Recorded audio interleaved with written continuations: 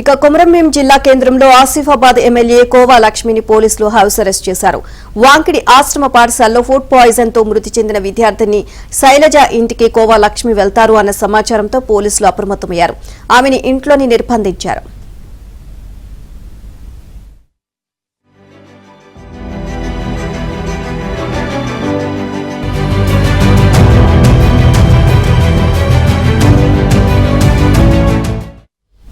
అర్ధరాత్రి ఎమ్మెల్యే కోవా లక్ష్మి ఇంటి దగ్గర తీవ్ర ఉద్రిక్తత నెలకొంది.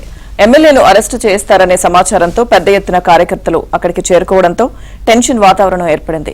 ఇంటి నుంచి బయటకు వెళ్లేందుకు ప్రయత్నించిన ఎమ్మెల్యేని పోలీసులు అడ్డుకున్నారు. ఇక కోవా లక్ష్మి హౌస్ అరెస్ట్ పై బీఆర్ఎస్ నేతలు కార్యకర్తలు ఆందోళన చేపట్టారు.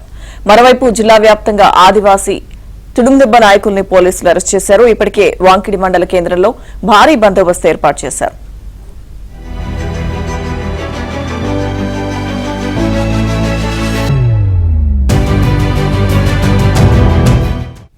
ఎమ్మెల్యే హౌస్ అరెస్ట్ కు సంబంధించిన పూర్తి సమాచారం మా ప్రతినిధి మాంతయ్య అందిస్తారు. మాంతయ్య, లక్ష్మీదుర్గ రాత్రి నుంచి కూడా విద్యార్థి మృతిపై హైడ్రామా కొనసాగుతుంది. విద్యార్థి మరణానంతరం ఆమె కుటుంబానికి న్యాయం చేయాలని విద్యార్థి సంఘాలు, ప్రజా సంఘాలు, రాజకీయ పార్టీలు ఆందోళన చేస్తున్న సమాచారంతో పోలీసులు నిన్నటి నుంచి అందరిని అరెస్టు చేస్తున్న పరిస్థితి.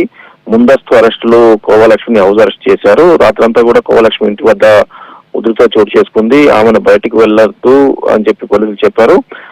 ఈ క్రమంలో కార్యకర్తలతో వాగ్వాదం దిగారు. మరోవైపు తుడుందెబ్బ నాయకులతో పాటు ప్రజా సంఘాల నాయకులందరినీ కూడా పోలీసులు ముందస్తుగా అరెస్ట్ చేశారు.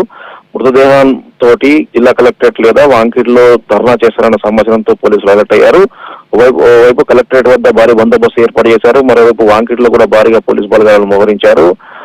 దీంతో నాయకులందరినీ అరెస్ట్ చేసిన అనంతరం మృతదేహాన్ని అర్ధరాత్రి తర్వాత స్వగ్రామాన్ని తరలించారు. ప్రస్తుతం విద్యార్థి మృతదేహం స్వగ్రామంలో ఉంది. అయితే అంత్యక్రియలకు మాత్రం కుటుంబ సభ్యులు, గ్రామస్తులు నిరాకరిస్తున్నారు. ప్రభుత్వం న్యాయం చేయాలి, బాధిత కుటుంబానికి న్యాయం చేసే వరకు కూడా అంత్యక్రియలు జరపబోమని చెప్తున్న పరిస్థితి. ప్రస్తుతానికైతే పోలీసులు అక్కడ బందోబస్తు కొనసాగుతుంది. అంత్యక్రియలకు నచ్చజెప్పేందుకు ప్రయత్నం చేస్తున్నారు. మరోవైపు గిరిజన సంక్షేమ శాఖ అధికారులు బాధిత కుటుంబానికి ఏ విధంగా సహాయం చేయాలన్న దానిపై కూడా జిల్లా అధికారులతో సంప్రదింపులు జరుపుతున్న పరిస్థితి. మొత్తం మీద కూడా విద్యార్థి ఫుడ్ పాయిజన్ గురి కావడం, దాదాపు 4 వారాల పాటు చికిత్స అందినా కూడా ఫలితం లేకపోవడం, మరణించడం స్థానికంగా విషాదాన్ని నింపింది. మొదటి నుంచి కూడా ఈ విషయంలో ఫుడ్ పాయిజన్ ఘటన విషయంలో గిరిజన సంక్షేమ శాఖ అనుసరించిన తీరుల విమర్శల పాలైంది. ఘటన జరిగిన తర్వాత తప్పిదాలను కప్పిపుచ్చుకునే ప్రయత్నమే తప్ప బాధితులను సరైన వైద్యం అందించకపోవడం వల్ల ఈ పరిస్థితి వచ్చిందని చెప్పి గిరిజన సంఘాలు ఆరోపిస్తున్నాయి. మొత్తం మీద కూడా ఫుడ్ పాయిజన్ ఘటనలో ఒక విద్యార్థి మరణం అనేది జిల్లా వ్యాప్తంగా కూడా అందరినీ ఆందోళన కలిగిస్తోంది. లక్ష్మీదుర్గ, మాంతయ్య.